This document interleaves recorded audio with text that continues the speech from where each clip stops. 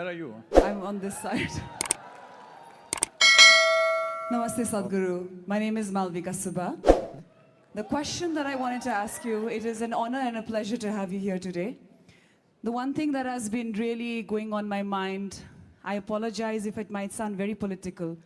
I belong to an indigenous community, which is the Kirati community, which has the longest history, especially for Nepal.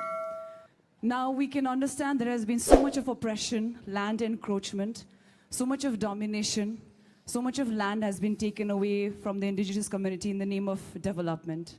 When we talk about safe soil and saving the soil, I'm hoping and I'm requesting you, when you're talking to global leaders, and especially as हाम्रो माननीय one मन्त्रालयज्यूबाट मन्त्रीज्यू पनि आज यहाँ हुनुहुन्छ, कतिजना जनजाति आदिवासी जनजातिका आफ्नो जुन उहाँहरूले पाउनुहुने. So what I'm trying to say is, I apologize, I'm being very emotional about it. I wish that you would definitely talk about these issues for the indigenous people, but as you know that is their nature lovers and soil is where their home is. Thank you so much, Sadhguru. And if you don't mind, I have with me one of our symbols from the Kirati religion, which is Silam Sakma, which basically means is helping us ward off from the evil eye, from death. If I could present it to you, that would be my honor. We'll do that. So, Malvika, it is true across the world, this is a reality, that the lands held by indigenous communities is being slowly shrinking and shrinking everywhere. Well, we can point fingers, but it is a reality that we cannot ignore. As you may know that in 2020, I traveled across 17 Native American nations within the United States, which most people don't know of.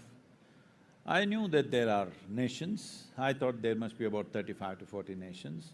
When I really started researching and I was making this travel, I discovered there are over 500 nations within United States, Native American indigenous nations. They have their own languages, they have their own religion, they have their own culture, 500 unique nations of their own. So can we really bring them back once again into existence? There are some laws which says yes, but practically can we ever do that? I don't think there is a reality like that. So, the important thing is, this is true, I don't know, I'm not conversant with the realities of Nepal, but this is true across the world. This is true even in India. Tribal lands are always being taken for something or the other, because people are piling up in cities, they want so many things, they want a home, they want to drive a car, they want their computer, they want their phone, they want their everything, all the comforts. To provide all these comforts, somewhere we have to be digging all the time. And if large tracts of land are held by anybody, whether you're indigenous or you're alien, it doesn't matter, those guys are going to dig it up, unfortunately. I'm not trying to condone that, but this is an unfortunate reality on the planet. Because as I said earlier, from 1.6 billion in the beginning of 20th century, in just 120 years, we have come to 8 billion. How do you provide things for 8 billion people? And how much we are consuming? Just look at anything, yourself. Your grandmother, how many pieces of clothing she owned? How many you own? If you look at it, probably 25 to 50 times more you own, yes or no? So, our needs and our aspirations have gone through the ceiling and we are still talking about saving this, saving that. It's very, very difficult. It is very important, either we, as I said earlier, if you are joyful by your own nature, whether you had 1 or 10 or 100, you would do it according to what is available. But right now, when your happiness depends on what you wear, what you eat, where you live and what you do and what you possess, you cannot stop human aspiration. Right now, human societies are still in this condition. They need so many things for fulfilling their happiness, their children's happiness, their well-being, because they have set a certain image what is well-being. On an average, what an average American citizen owns. If the same has to be provided, because I know a lot of youth from here want to go to either United States or wherever else they can go in the Western world, I'm just telling you, to make sure that 8 billion people have the same things that an average American person has, the Living Earth statistics says we need 4.5 planets for that. But we have only half a planet left.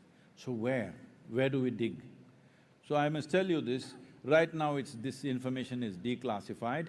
It seems some 32 or 35 years ago, NASA was planning to take a nuclear weapon, okay?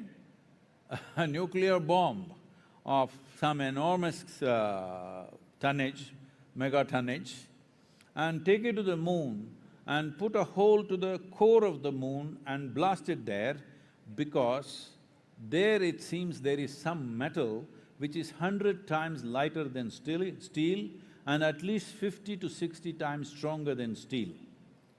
So we are glad that still moon is still there. Okay? I'm saying human needs are such, we won't leave anything. So either we must reduce our aspiration or we must reduce our population. One of these things we must do. Hello? So as a part of this in…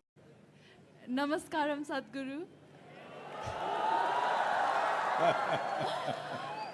My name is Shristi.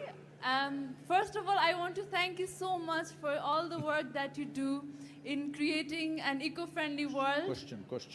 Okay, sorry.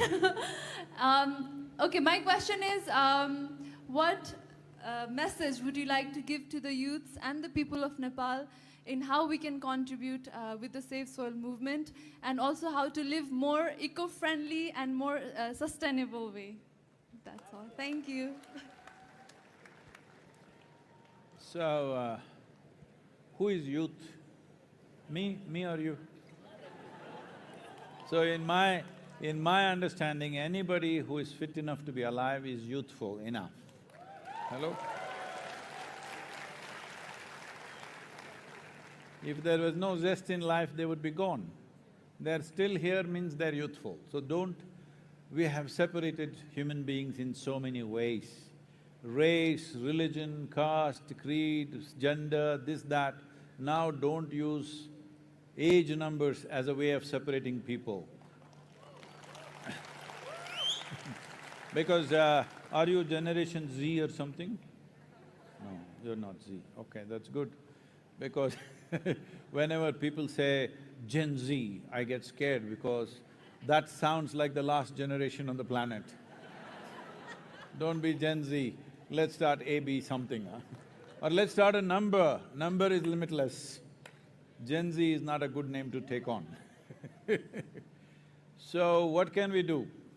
See, everybody would like to do some token thing. You would like to go and fix your kitchen garden. Very cute, but it's not a solution. You would like to compost your vegetable waste. How much vegetable waste? 500 grams per day. Very cute, but not a solution. So like this, many small things we can do. You please do those small things, I won't talk about it. But that's not a solution. Right now, the solution that we want as quickly as possible is, we want this enshrined in the policies of the government. Why it should happen is, see right now, if you go to the old part, I won't say, in any city, if you go to the old part of a city, homes will be built in such a way, there is no concept of a window, wall to wall, they've built homes. Why did such a thing happen? Because there were no laws as to how to build a home. Whichever way they could, every piece of land that they had, they built it up. Today, if you want to build a home, there are some laws. If you have 10,000 square feet of land, you can't build 10,000 square feet. Something you can build, something you have to give way for others and space for you to breathe and your neighbor to breathe, all this. But if you own 100 acres of agricultural land, you can plow every inch of it. In 10, 15, 20 years, you can turn it into a desert. nobody will ask you, why have you done this? Because there are no laws. We are asking for laws. If you own agricultural land, it's your business to keep it alive.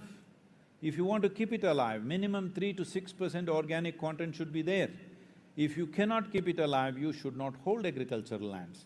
So this cannot be done by force, it can only be done by incentives, by incentivizing the farmer to raise the organic content. Because farmer's economy is in such a condition, if you shake it, it'll collapse. Farmer's economy across the world is in this condition.